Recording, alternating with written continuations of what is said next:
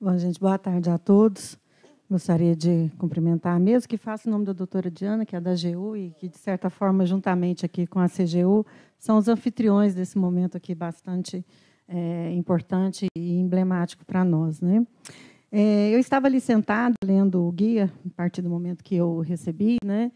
E fiquei aqui pensando, né, que alguns momentos me empolgaram nessa carreira, nessa militância pelo empreendedorismo e inovação que a gente já faz aí há quase 30 anos. Né?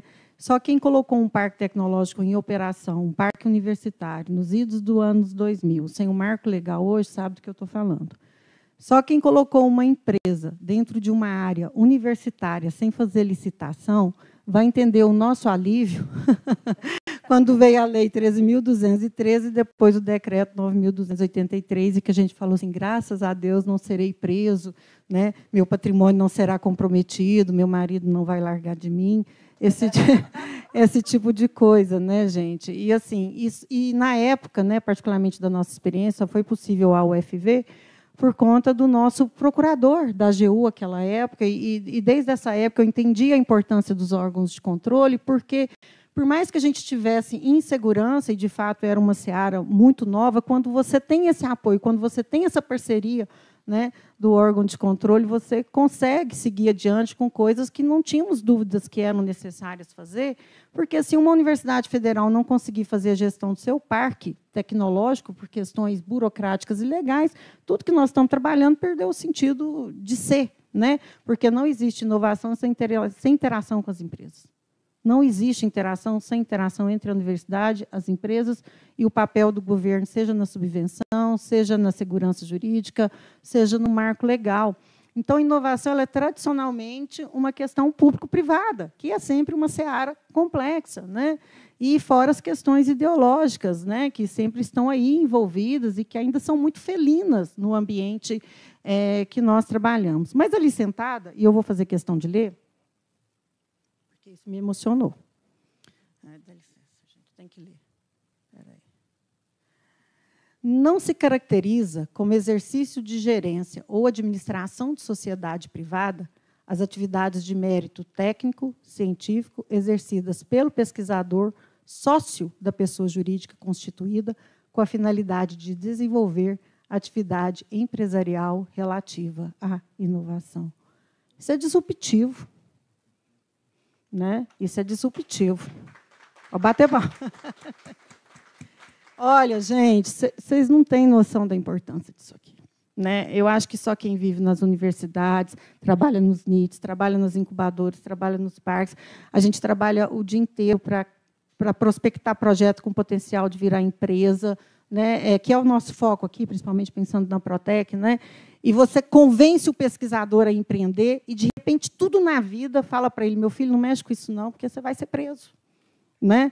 E aí, assim, fora os pares que são ímpares, né? Os pares que são ímpares, estava brincando com o doutor Marcos, que faz papel pior do que a polícia. Né? E aí, quando a gente lê isso aqui, né, e brinquei entre aspas, isso tem que ir para um outdoor, isso é extremamente disruptivo, isso é extremamente importante. Nós estamos caminhando, de fato, né, passando uma mensagem, e só os órgãos de controle poderiam fazer isso, né, para nós, no meio científico, acadêmico, que não temos como seguir sem valorizar as atividades de inovação. Isso é impossível. Não tem como mais fazer educação, ensino, pesquisa, extensão, sem colocar a inovação como um eixo transversal disso tudo. Não tem como mais seguir isso dessa forma. Né? Então, assim, parabenizar. Eu acho que essa é a minha palavra de ordem, né? pelo trabalho que foi feito. Né? Eu parabenizo a todos que trabalharam nesse guia. É um processo, né? Eu, particularmente, entendo como um processo que vem sendo construído pela AGU, pela CGU, até pelo próprio Tribunal de Contas, né, da União, particularmente nas auditorias que foram realizadas pela CGU, das auditorias de inovação, de aderência ao marco legal, que trazem informações extremamente relevantes, que chamam a atenção para aquilo que nós já sabíamos, enquanto gestores, no dia a dia, mas que nós não tínhamos aquela informação de uma forma concreta para dizer, gente, vamos trabalhar, vamos criar juízo, porque a situação é complexa. Sim, nós estamos na 49ª posição do ranking de inovação. Melhoramos, mas em 2011 nós estávamos na posição de número 47. Passados 12 anos, nós estamos pior do que o que nós estávamos há 12 anos atrás. Então, tem coisa errada, sim. Né? Precisa de melhorar. Então, eu acho que, né, o marco legal, né, a Lei 13.213, o Decreto 9.283, foi um grande avanço para a Lei de Inovação. E esse guia, por mais simples que possa parecer, mas não é, né, ele realmente é um momento emblemático para todos nós. E, sim, temos coisas para resolver, né? Talvez não vamos resolver a nível de um guia, talvez vai ser necessário lei, realmente, né? E a gente espera contar com isso. Não posso encerrar a minha fala, né? Todos que me conhecem sabem isso, sem dizer que serviço técnico especializado é extensão universitária, tá bom? Né? E se é extensão universitária, precisa ser tratado dessa forma. Enquanto seguirmos, né, não tendo esse entendimento e não entendendo que, para isso, merece bolsa de extensão, para que nós não oneremos os projetos de prestação de serviços técnicos especializados à indústria, vai passar 10 anos e nós vamos seguir tendo mais da metade das instituições federais sem acordos de prestação de serviço. Simples assim. E outra questão importante, a gente não faz inovação só com pesquisa. A gente faz inovação com extensão. Né? Então, eu acho que são aspectos muito importantes. Né? Nós temos a questão hoje também, né, a lei nos diz que nós, enquanto professores, servidores, né, podemos receber as bolsas até o limite do teto. Ok.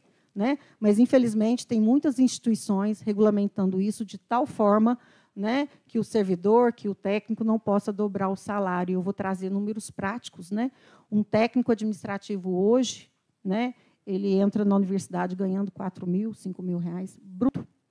Se você disser para esse servidor que ele não pode dobrar os recebimentos dele, ele não vai poder trabalhar em 2 projetos. E não vai poder receber bolsa por 2 projetos. Né? Nós temos o pesquisador que entra na universidade hoje, doutor, com um salário de R$8.000, R$10.000. Se você disser que ele não pode dobrar o salário dele, ele não vai poder ter 3 projetos de pesquisa pagos com recursos privados, porque dobra o salário dele. Né? Então, assim, gente, tem algumas questões que eu acho que nós precisamos, né, realmente refletir sobre.